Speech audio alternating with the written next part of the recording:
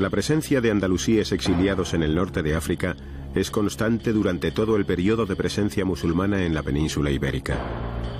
En el mosaico de etnias y credos en el que se convirtió Al-Ándalus, la otra orilla, a veces en ambos sentidos, significaba para los disidentes una posibilidad de escape. Aunque en algunos casos, como comprobarían muchos de los moriscos expulsados a partir de 1609, el recibimiento que se les dispensó distaba mucho de ser hospitalario.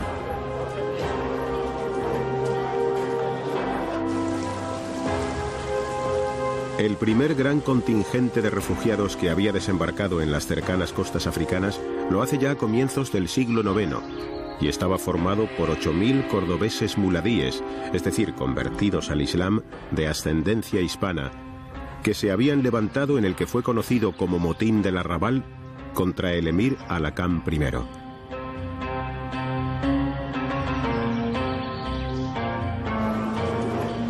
La mayoría de ellos fundaron la ciudad de Fez, donde el aún llamado barrio de los andaluces testimonia su presencia. Posteriormente, parte de los deportados salieron de Fez, conquistaron Alejandría y después Creta, donde se asentaron definitivamente.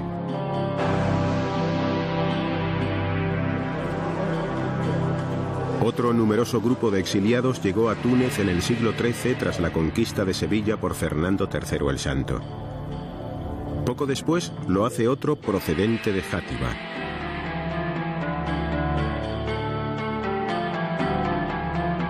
En Tetuán podemos datar también concretamente la huella andalusí atestiguada por las tumbas santuario del granadino Sidi Abdelkader, quien la colonizó en el siglo XII, y la de Al-Fahar, de la misma época.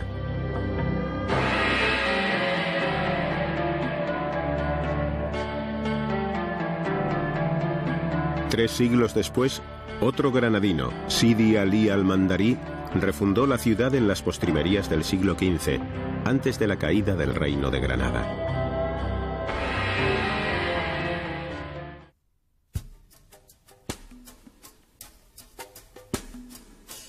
Al-Mandarí fue un capitán de frontera a las órdenes de Boabdil.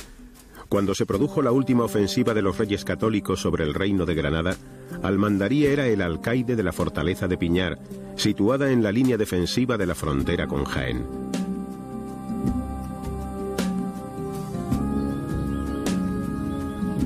Tras rendir su fortaleza a los cristianos, Al-Mandarí, sin esperar el desenlace final, con un puñado de los suyos se dirigió a África, reconstruyendo la ciudad de Tetuán, que había sido arrasada por los portugueses, llegando a ser alcaide de la misma.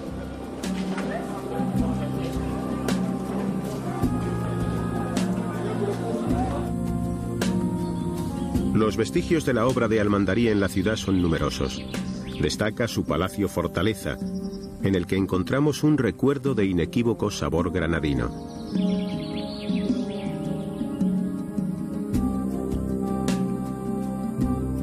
El palacio está coronado por una torre vigía, presta a detectar la presencia de flotas enemigas en el horizonte marino. Las torres y fortificaciones próximas son de la misma época.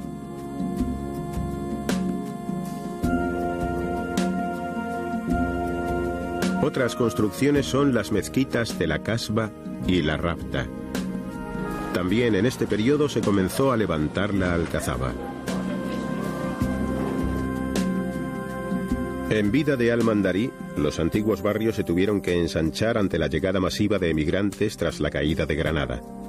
En este caso de exiliados voluntarios, amparados en las capitulaciones pactadas para la entrega del reino. A partir de este momento, ante el incumplimiento de los pactos por las autoridades cristianas, un goteo constante de hispano-musulmanes, no solo del antiguo reino de Granada, se pasaban allende, en expresión de la época, incrementando su número en momentos álgidos como tras los decretos de conversión forzosa al cristianismo o después del aplastamiento de la sublevación morisca de las Alpujarras.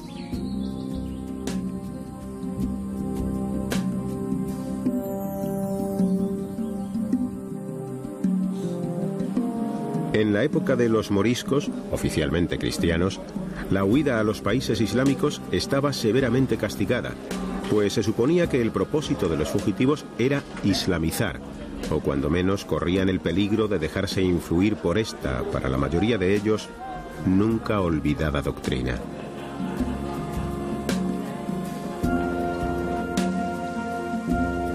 Durante el siglo XVI, el sueño islámico de la expansión europea termina por disiparse. La derrota de los moriscos sublevados en España y la pérdida de la flota turca en Lepanto constituyen dos aldabonazos finales que confirman el imparable declinar. Los musulmanes pasan a la defensiva y tienen que atender a una decidida intervención de españoles y portugueses en el norte de África. En esta época, invocando la unidad religiosa contra el agresivo infiel, la dinastía saadí se consolida y Marruecos toma cuerpo como estado independiente.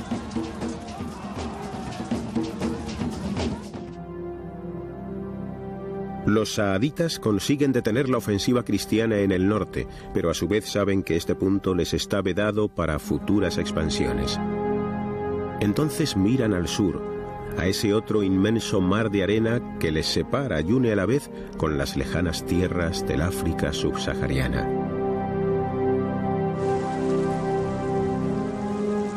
Aunque en la cuenca del Níger la difusión del Islam había comenzado ya en el siglo XI con los almorávides, la existencia política del Sudán se inicia en el siglo XIV con la creación del imperio malí o mandinga, creándose una dinastía islámica cuyos reyes se denominaban asquis.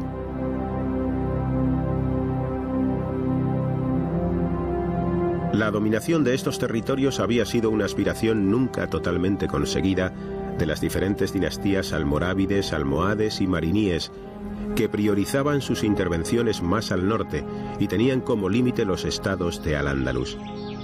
Más tarde, vedada como hemos visto esta línea de avance, la dinastía saadí inicia serios intentos por su control. No en vano estas tierras eran un inmenso granero al borde del desierto, y en ellas se encontraba el fabuloso y mítico oro del Sudán.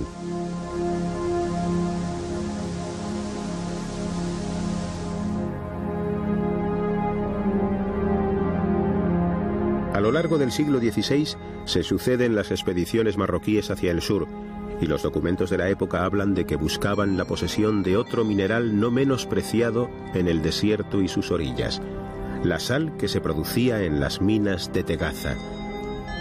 Todas las expediciones fueron infructuosas, hasta que en 1588 Muley Ahmed, de sobrenombre Al-Mansur el Victorioso, llamado así por su victoria sobre los portugueses en Alcazarquivir, lanza un ultimátum al rey Askia. El Islam necesita subsidios para defenderse, y a él, como supremo jefe religioso, descendiente del profeta, le corresponde la posesión y administración de las salinas.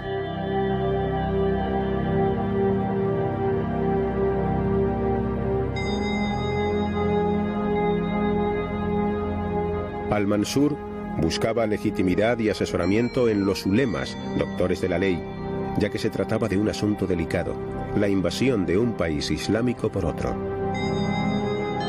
Ante la respuesta negativa a sus requerimientos, se propuso la conquista del imperio malí, planificando una operación a gran escala.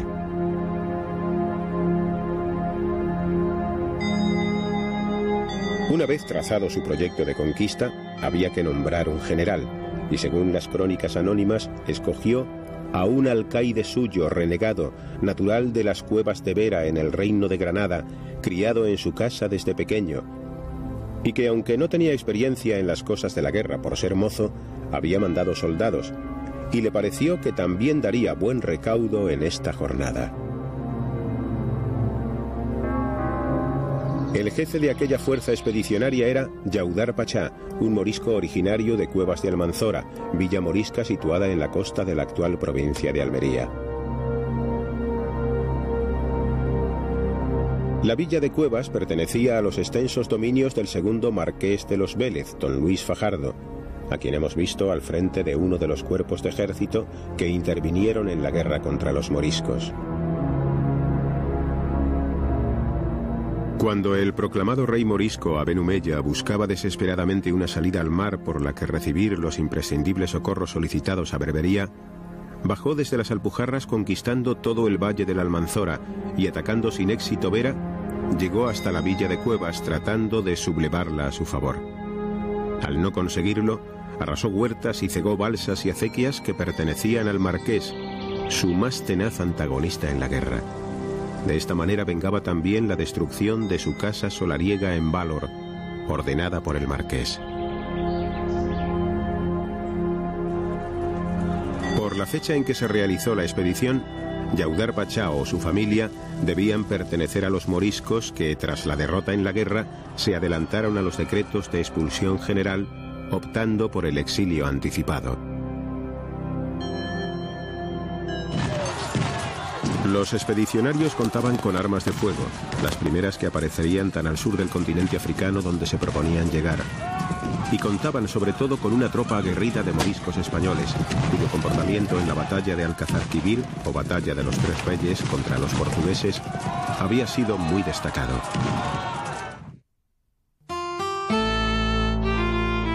Estos olvidados moriscos libraron y ganaron, en palabras de Ortega y Gasset, la batalla más grande que los españoles han dado nunca al otro lado del estrecho. Yaudar, que en árabe significa toro joven, contaba con una tropa de más de 4.000 hombres, moriscos, mercenarios de distintas nacionalidades y un grupo de prisioneros cristianos que fueron liberados a cambio de servir como artilleros durante la campaña. La tropa estaba también integrada por 1.500 lanceros marroquíes y unos 600 expertos en tareas de intendencia e ingeniería, 2.000 caballos y 8.000 camellos, 14 cañones de chispa y 20 morteros.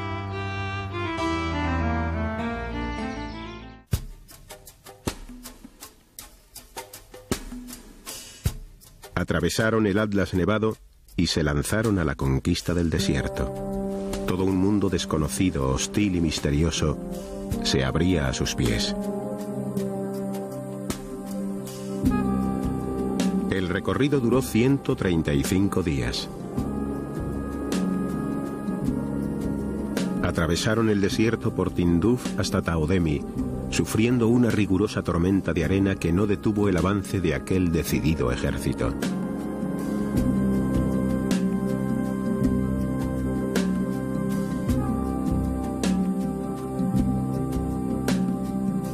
Y llegaron por fin hambrientos y sedientos el 28 de febrero de 1591 hasta la aldea de Carabara, a orillas del Níger, donde se libró una cruenta batalla.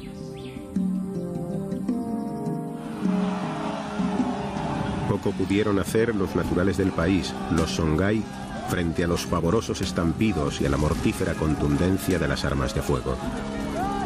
En sus refriegas con los moriscos más de una vez oirían de estos el grito que en castellano alertaba y apercibía para el combate: ¡alarma! ¡Alarma!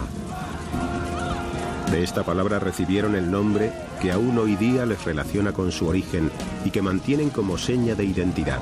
Son los armas, los descendientes de los moriscos españoles.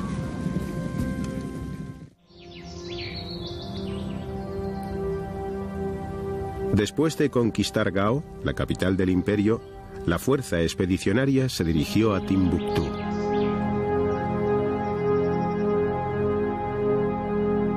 Timbuctú fue una de las ciudades más prósperas del África Negra. La propagación del Islam había reforzado su papel como centro de la vida religiosa, convirtiéndose además durante largo tiempo en referencia destacada en el aspecto cultural e intelectual. A ella llegaban gran número de doctores y sabios que atraían estudiantes desde los más remotos lugares. Entre los siglos XIV y XVI se edificaron 12 mezquitas, 3 de ellas de grandes proporciones: Sankoré, Yengereid y Sidi Yahya. Llegó a contar con más de 200 escuelas coránicas o madrasas. En su universidad se enseñaba derecho, filología, astronomía, filosofía y teología.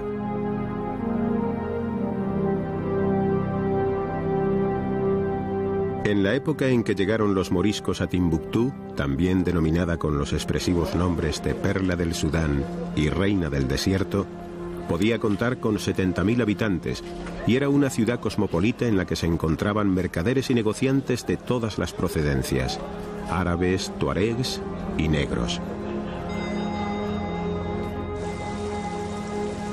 Situada a 15 kilómetros del Níger, es la puerta natural de las rutas del Sáhara, por donde se accede por campos de sorgo, trigo y maíz. Allí confluían las grandes caravanas procedentes de Argelia, Marruecos y Egipto, los mercaderes de sal y los traficantes de esclavos.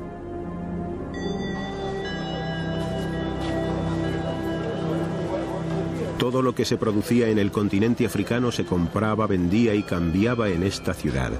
Frutos exóticos, tejidos de lana y algodón, maderas, marfil, plumas de avestruz, pieles curtidas y teñidas de vivos colores, resinas, caucho, oro, cereales.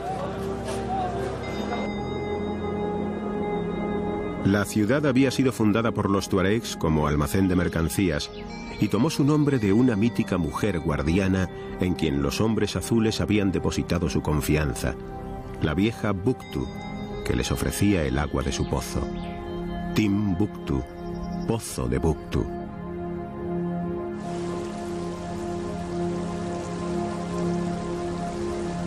El mejor acceso a la ciudad se hace a través del Níger, río apropiado para embarcaciones de pequeño calado que navegan por su gran curva.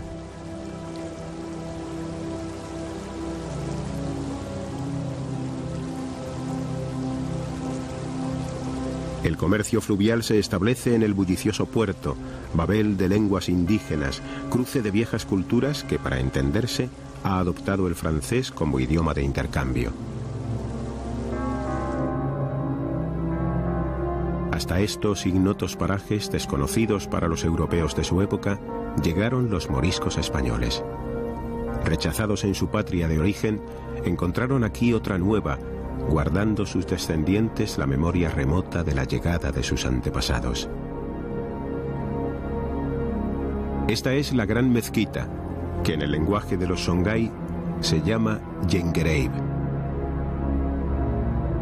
Fue construida en 1325 por encargo de Mansa Musa, emperador de Malí, obra de un arquitecto granadino, un andalusí ilustre llamado Abu Isaac es-Saeli al-Amsari al-Granati.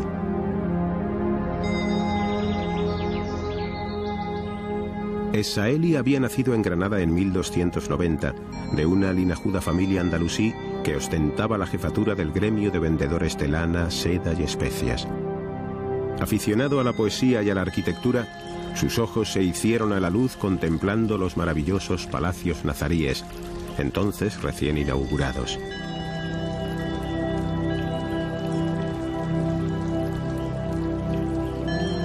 En uno de sus viajes hacia Oriente, su fama había ya trascendido, y un ilustre viajero que regresaba de la Meca con todo su séquito, quiso llevarle consigo tentándole con singulares recompensas.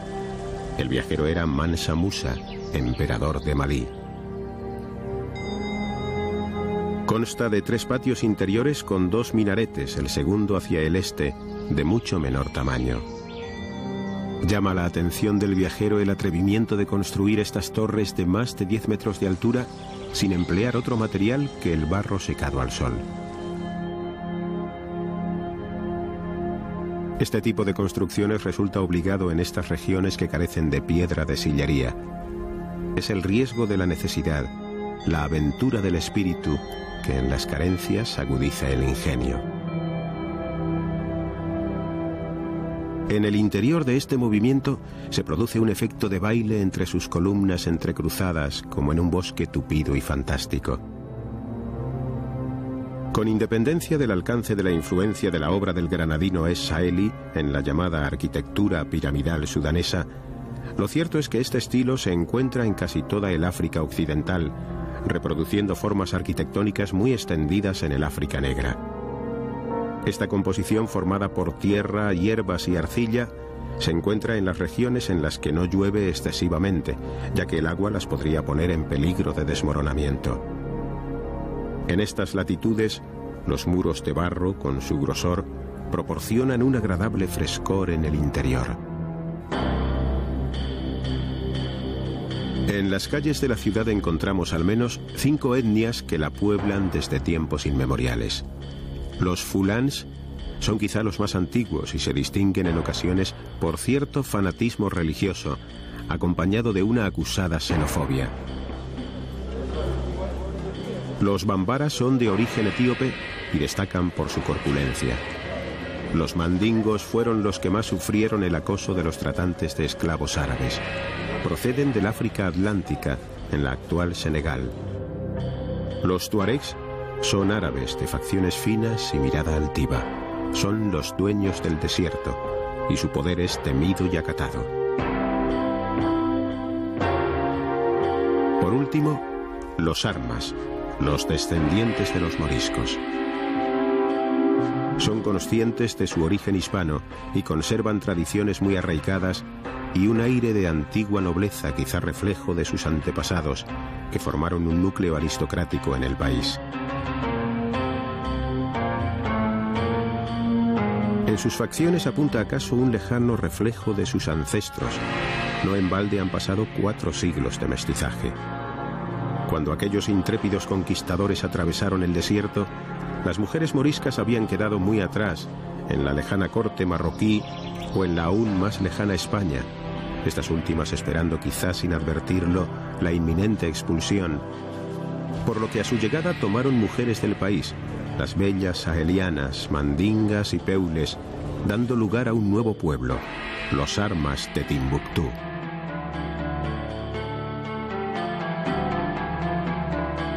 En toda la ciudad conservan un gran prestigio. Se les considera de noble estirpe. No forman el núcleo más poderoso, pero siempre son tenidos en cuenta y con frecuencia uno de ellos es elegido gobernador de la ciudad. Para muchos de estos descendientes de los moriscos españoles, el recuerdo del jefe que los condujo hasta tan lejanas tierras, Yaudar Pachá, ha ido transmitiéndose de generación en generación como todo pasado que los pueblos toman como referencia obsesiva, mitificado. Los testimonios de los viajeros y las crónicas difieren en cuanto a los resultados de la expedición. Unos afirman que vieron entrar decenas de mulas cargadas de oro puro en Marrakech, y otras que Yaudar Pachá no encontró la riqueza esperada. Tampoco los tratados de paz que hizo con el rey Aski complacieron al sultán, y este hecho, unido a la participación de Yaudar en las disputas dinásticas, hizo que cayera en desgracia ante el sucesor de Al-Mansur, acabando finalmente ejecutado.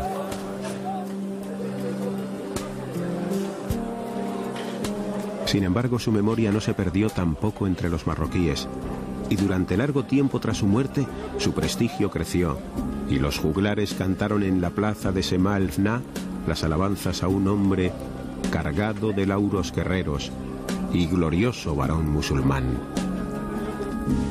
De esta manera, la leyenda de Yaudar, nacida entre brumas a orillas de la costa almeriense, muere en otra orilla, la del mar de las arenas, entre los vientos del desierto. Y en su tumba, perdida en algún cementerio de Marrakech, brota un arrayán de los que tanto abundan en el antiguo reino de Granada, plantado por la mano nostálgica de otra morisca desterrada.